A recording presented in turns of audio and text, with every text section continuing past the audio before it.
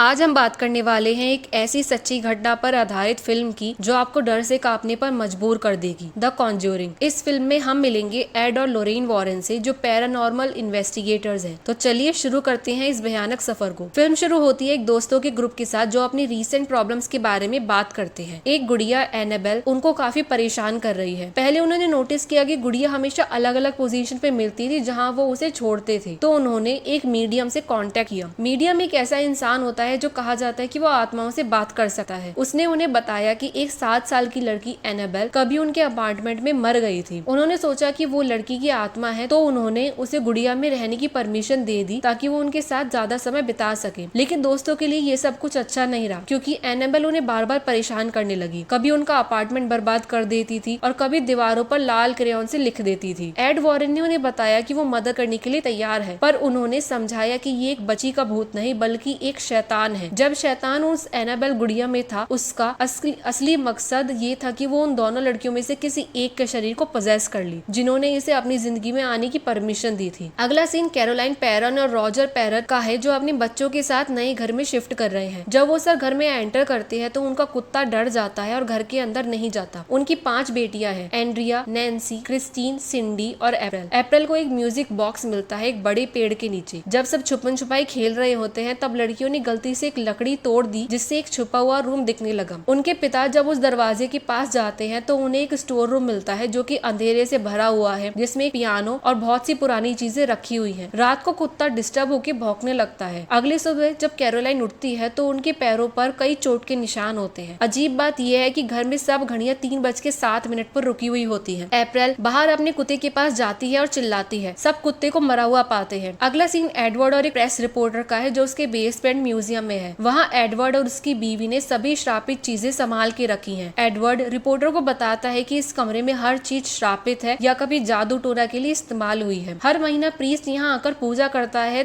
बुरी ताकतों को दूर रखने के लिए। फिर एडवर्ड एनाबेल गुड़िया के बारे में बताता है जिसके अंदर एक बहुत बुरी ताकत है। फिर हम पैरन घर की तरफ जाते हैं, जहाँ फिर से घड़ियां 3:07 पर रुक जाती हैं। जब सब सो रहे होते हैं तब क्रिस्टीन के पाँव को कोई खींचता है और उसे एक अजीब बदबू महसूस होती है। सिंडी को सपने में चलने की बीमारी होती है और एंड्रिया के कमरे में जाकर वो अपना सिर अलमारी में टकराने लगती है। अगले दिन कैरोलाइन को अपने पीठ पर एक और निशान मिलता है। जब रॉजर बाहर जाता है तो वो एक मरा हुआ कबूतर देखकर हैरान हो जाता है। उसके बाद बच्चे स्कूल चले जाते हैं। अप्रैल और कैरोलाइन घर में अकेले होते हैं, लेकिन कैरोलाइन देखती है कि अप्रैल किसी से बात कर रही है, लेकिन कोई नहीं दिखता। अप्रैल तब अपनी माँ से छुपन छुपाई खेलने के लिए कहती है। जब कैरोलाइन एंड्रिया के कमरे में जाती है तो अलमीरा खुद से खुल जाती है और कोई क्लैप करता है। कैरोलाइन हैरान हो जाती है जब वो देखती है कि अप्रैल तो दूसरे कमरे में थी और तो फिर अलमारी किसने खोली। रात में फिर से क्रिस्टीन के पाँव को कोई खींचता है, लेकिन इस बार ज्यादा एग्रेसिव तरीके से, और वो देखती है कि कोई दरवाजे के पीछे उन्हें धमकी दे रहा है। नैन्सी भी उनके साथ होती है, लेकिन वो कुछ नहीं देखती, लेकिन बदबू महसूस कर सकती है। दरवाजा एकदम से बंद हो जाता है। फिर क्रिस्टीन सबको सब कुछ बताती है कि उस भूत ने कहा कि वो सबको मार देगा। कैरोलाइन को भी अपने शरीर पर बहुत सारे ब्रूजेस दिखाई देते हैं। रात के टाइम वो फिर से बच्चियों के खेलने की आवाज सुनती है। वो कहती है कि बहुत लेट हो गया है लड़कियों, तुम्हें सो जाना चाहिए। वो चेक करने जाती है, लेकिन सब सो रहे होते हैं। फिर अचानक सभी फोटो फ्रेम्स खुद से गिरने लगते हैं। उसके बाद वो एक लड़की की आवाज सुनती है और उसकी तरफ जाती है। जब वो बेसमेंट के पास पहुंचती है तो वो बेसमेंट का दरवाजा अपने आप खुल जाता है। फिर वो कुछ सुनने की कोशिश करती है, लेकिन डर के मारे वो जैसे ही वापस बाहर जाने लगती है दरवाजा खुद से बंद हो जाता है। इस वजह से कैरोलाइन सीढ़ियों से गिर जाती है और कोई बॉल उसकी तरफ गिरती है। वो फिर से भागने की कोशिश करती है, लेकिन चारों तरफ अंधेरा होता है और उसे कुछ दिखाई नहीं देता। तब कैरोलाइन माचिस जलाकर सब कुछ देखने की कोशिश करती है, लेकिन उसके पीछे से कोई क्लैप करता है। वो डर जाती है और चिल्लाती है कि कोई मुझे बाहर निकालो। लड़कियों के कमरे में सिंडी फिर से एंड्रिया के कमरे में अलमीरा से अपना सिर टकरा रही होती है। एंड्रिया इसे देखकर सिंडी को अपने बिस्तर पर ले जाती है। तब अचानक उस अलमीरा का दरवाजा खुद से खुल जाता है। एंड्रिया उस अलमीरा को चेक करने जाती है, लेकिन वहाँ कुछ नहीं होता। तब सिंडी जागती है और अलमीरा को देखकर डर जाती है। अलमीरा के ऊपर बैठा भूत एंड्रिया पर अटैक करता है। रॉजर घर आता है और उसे आसपास से रोने की आवाज सुनाई देती है। सबसे पहले वो बेसमेंट का दरवाजा खोलकर कैरोलाइन को बाहर निकालते हैं। दोनों ऊपर जाते हैं और अपने बच्चों को एक जगह इकट्ठा करते हैं। अब सब काफी डरे हुए हैं। अगले सीन में एक यूनिवर्सिटी दिखाई जाती है जहाँ एडवर्ड सुपर नेचुरलिज्म पर लेक्चर दे रहे होते हैं और कैरोलाइन भी वहाँ सुनने आई होती है। लेक्चर के बाद कैरोलाइन एडवर्ड और लोरेन वॉरेन से मिलती है और उन्हें अपने घर बुलाती है। जब एडवर्ड और लोरेन सब सुनते हैं तो वो उनके घर आते हैं। कैरोलाइन और रॉजर उन्हें पूरी कहानी बताते हैं कि हालात दिन ब दिन खराब होते जा रहे हैं। वो उन्हें बताते हैं कि घर से बहुत खराब बदबू आती आती है। दरवाजा हर रात 3 बार नॉक होता है। जो भी पक्षी घर के आसपास आता है वो हमेशा उनके गार्डन में मर जाता है और घर की सब घड़ियां 3:07 पर रुक जाती है। एडवर्ड उन्हें समझाता है कि ये सब घटनाएं शैतान की मौजूदगी के संकेत हैं। फिर वो बेसमेंट की तरफ जाती है और वहाँ लोरेन को कुछ महसूस होता है कि यहाँ कुछ गलत हुआ था। वो कैरोलाइन से सब घटनाओं के बारे में पूछती है। एडवर्ड इस सब को रिकॉर्ड कर रहा होता है। लोरेन अप्रैल के दोस्त के बारे में जांच करती है। अप्रैल बताती है कि उसके म्यूजिक बॉक्स बजाने पर पीछे रोरी नाम का लड़का दिखाई देता है और जब अप्रैल उन्हें म्यूजिक बॉक्स देती है, लोरेन म्यूजिक बॉक्स बजाती है तो वो एक छोटे बच्चे रोरी की आत्मा को मिरर में देखती है जिसके बारे में उन्होंने अप्रैल से पूछा था। फिर वो उस पेड़ के पास जाते हैं जहाँ अप्रैल ने म्यूजिक बॉक्स पाया। लोरेन ने उस बोध को देखा जो इस परिवार को परेशान कर रहा था और उन्होंने बताया कि ये घर एक बड़ी शैतान का घर है और ये बहुत ताकतवर आत्मा है। उन्होंने कहा कि लोरेन ने उनके परिवार के पीछे एक काला साया देखा है जो उनसे जुड़ गया है और अगर वो यहाँ से घर छोड़कर चले भी जाएंगे तब भी वो इनके साथ ही रहेगा। एडवर्ड फिर उन्हें बताता है कि यहाँ एक्सॉर्सिज्म या झाड़ फूक की जरूरत है और इसके लिए उन्हें चर्च से ऑथराइजेशन लेना होगा। पहले उन्हें चर्च को सबूत देना होगा तब उन्हें इसकी इजाजत मिलेगी। लोरेन कहती है कि इस घर में बहुत सारे भूत हैं लेकिन एक भूत बहुत खतरनाक है। एडवर्ड रात को रिकॉर्ड की गई क्लिप प्ले करता है लेकिन अजीब बात यह है कि पेरेंट फैमिली की बातें रिकॉर्ड ही नहीं होती। लोरेन एडवर्ड को इस जगह के पास के बारे में बताती है। एक आदमी ने यहाँ एक फार्म हाउस बनाया था और उसने एक औरत बैतशेबा से शादी की थी जो काले जादू पर विश्वास करती थी। उसने अपने 7 दिन के बच्चे को कुर्बानी के नाम पर जला दिया था और जब उसके पति ने ये सब देखा तो वो पेड़ से लटक कर सुसाइड कर लेती है और इस घटना के बाद वहाँ बहुत सारी मौत होती है। जैसे एक बच्चा रोरी वहाँ सुसाइड कर लेता है और उसकी माँ भी अपने बच्चे को खोने के गम में अपने आप को मार लेती है। एक पड़ोसी भी सुसाइड कर लेता है और एक बच्चा वहाँ एक पूल में डूब जाता है। उनकी बातों के बीच रिकॉर्डर खुद से चलने लगता है। अब एडवर्ड की आवाज के साथ भूत की भयानक आवाज सुनाई देती है। ये बिल्कुल तब होता है जब घड़ी 3:07 पर रुकती है। अगली सुबह एडवर्ड और लोरेन रॉजर के घर जाते हैं सबूत इकट्ठा करने के लिए ताकि वो चर्च को दिखा सके। वहाँ एक पुलिस ऑफिसर ब्रैड और एक लड़का ड्रू भी उनकी मदद करने के लिए आता है। घर के आसपास वॉइस रिकॉर्डर और कैमरा सेट किए जाते हैं। लोरेन कैरोलिन की फैमिली फोटो देखती है। एडवर्ड हर कमरे में होली वाटर छिड़कता है ताकि शैतानी शक्तियों को इरिटेट किया जा सके और जैसे ही वो एक्टिविटी कुछ करे तो उसको रिकॉर्ड किया जा सके। अचानक बेसमेंट का दरवाजा खुलता है और एड और लोरेन वॉरेन वहाँ जाते हैं लेकिन उन्हें कुछ नहीं मिलता। जब वो बाहर आने की कोशिश करते हैं तो दरवाजा खुद से बंद हो जाता है। उस रात उन्हें कोई सबूत नहीं मिलता। अगली सुबह सब खुशी से ब्रेकफास्ट कर रहे होते हैं। एडवर्ड कैरोलाइन से कहता है कि वो थोड़ा आराम करे, मैं सब कुछ लोरेन के साथ संभाल लूंगा। जब लोरेन बाहर से सूखे कपड़े ले रही होती है तो उन्हें बैतशेबा का भूत दिखता है जो कपड़ों के पीछे खड़ा होता है। अचानक वो कपड़ा उड़ता है और कैरोलाइन के बेडरूम की खिड़की से चिपक जाता है। जब वो कपड़ा खुलता है लोरेन बैतशेबा के भूत को देखती है। लोरेन के वहाँ पहुँचने से पहले ही बैतशेबा कैरोलाइन पर हावी हो जाती है। रात को पुलिस ऑफिसर ब्रैड को एक लड़की की आवाज सुनाई देती है और वो तुरंत एक नौकरानी का भूत देखता है, नैन्सी। फिर एंड्रिया के कमरे में स्लीप वॉकिंग करते हुए जाती है और उस कमरे का दरवाजा लॉक हो जाता है। नैन्सी की स्लीप वॉकिंग की फोटोज कैमरा से कैप्चर होती हैं और ये साफ दिखाई देता है कि वहाँ नैन्सी के अलावा कोई और भी है। सब उस कमरे की तरफ दौड़ते हैं लेकिन उन्हें नैन्सी नहीं मिलती। एडवर्ड अल्ट्रा वायलेट लाइट की मदद से नैन्सी को ढूंढता है और उसे 2 दीवारों के बीच खाली जगह में पाता है। अप्रैल लोरेन को बताती है कि जब भी रोरी डर जाता है वो वहाँ छुप जाता है। लोरेन तुरंत उस जगह पर पहुँचती है और बच्चों के खिलौने, म्यूजिक बॉक्स और वो रस्सी देखती है जो बैतशेबा ने अपनी सुसाइड में इस्तेमाल की थी। अचानक एक लकड़ी टूट जाती है जिससे लोरेन स्टोर रूम में गिर जाती है। वो म्यूजिक बॉक्स के मिरर में देखती है, वहाँ वो रोरी की माँ को रोते हुए देखती है और रोरी अपनी माँ की गोद में मरा हुआ होता है। रोरी की माँ का भूत ये कहकर गायब हो जाता है कि उसने मुझे ये करने पर मजबूर किया और तब बैतशेबा का भूत वहाँ आता है जो लोरेन को डराता है। जब वो भागने की कोशिश करती है तो भूत उसका नेकलेस खींच लेता है जो टूटकर वहाँ गिर जाता है। ये नेकलेस उसकी बेटी जूडी ने दिया था। बाहर भागकर लोरेन बताती है कि ये इविल स्पिरिट सिर्फ माताओं को अपने बच्चों की जान लेने पर मजबूर करती है। वो कहती है कि अब ये कैरोलाइन पर हावी हो रही है और उसकी बॉडी पर जो निशान है वो बैतशेबा नहीं दिए हैं। फिर अचानक क्रूसीफिक्स गिरने लगते हैं और कोई नैन्सी की बालों को खींचता है जिससे वो गिरने लगती है लेकिन उसे बचा लिया जाता है। इसी बीच ड्रू सब कुछ रिकॉर्ड कर लेता है। पेरेंट्स इस घर को छोड़ने का फैसला करते हैं और एडवर्ड रॉजर को बताता है कि वो चर्च के सामने सब कुछ प्रस्तुत करेंगे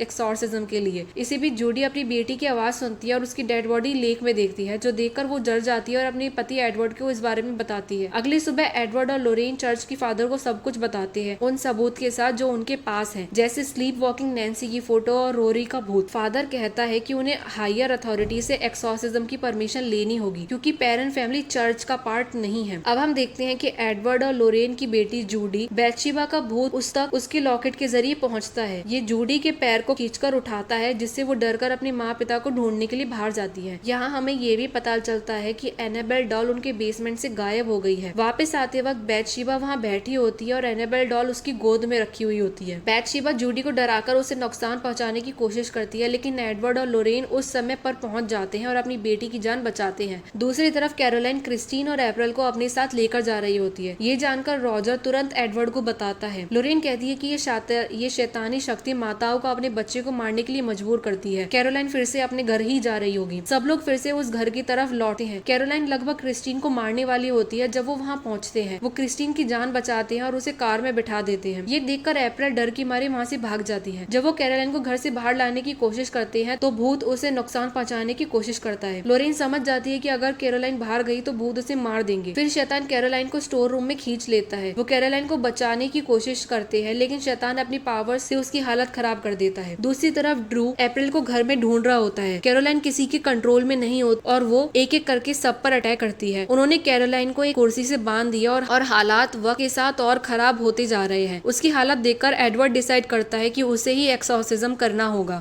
जब एडवर्ड एक्सॉर्सिज्म शुरू करता है तो ये शैतान बैथशेबा अपना कंट्रोल खो देती है और उसकी शक्ति और बढ़ जाती है, लेकिन एडवर्ड एक्सॉर्सिज्म करता रहता है। अब भूत कुर्सी को हवा में उठाता है और एक्सॉर्सिज्म को रोकने की कोशिश करता है। फिर वो कुर्सी को जमीन पर गिराता है और तोड़ देता है, जिससे कैरोलाइन आजाद हो जाती है और एडवर्ड पर हमला करने की कोशिश करती है। उसी वक्त ड्रू अप्रैल को ढूंढ लेता है। वो किचन के नीचे होती है। कैरोलाइन वहाँ भागती है। कैरोलाइन उसे मारने की कोशिश करती है, लेकिन एडवर्ड अपना एक्सॉर्सिज्म पूरा कर लेता है। एडवर्ड की शपथ पर बैथशेबा जाने के लिए मान जाती है, लेकिन कैरोलाइन अब भी डेविल के कंट्रोल में होती है। लोरेन और रॉजर उसे उसकी बच्ची और परिवार की यादों के साथ मजबूती देते हैं ताकि वो इस भूत का सामना कर सके। आखिरकार उसकी परिवार की मोहब्बत ने पोजेशन को हरा दिया और वो शैतान भूत कैरोलाइन को छोड़ देता है। कैरोलाइन अपनी नॉर्मल स्टेट में आ जाती है और सब अपनी जिंदगी खुशी से जीने लगते हैं। अप्रैल लोरेन को लॉकेट वापस करती है और एडवर्ड उस म्यूजिक बॉक्स को अपने बेसमेंट म्यूजियम में रखते हैं और इस तरह फिल्म खत्म होती है। तो दोस्तों, ये थी द कॉन्ज्यूरिंग की कहानी का एक छोटा सा सफर। अगर आपको ये वीडियो पसंद आई तो लाइक करें, शेयर करें और हमारे चैनल को सब्सक्राइब करना ना भूलें। अगली बार मिलते हैं एक नई मूवी एक्सप्लेनेशन के साथ। तब तक के लिए stay safe and keep watching.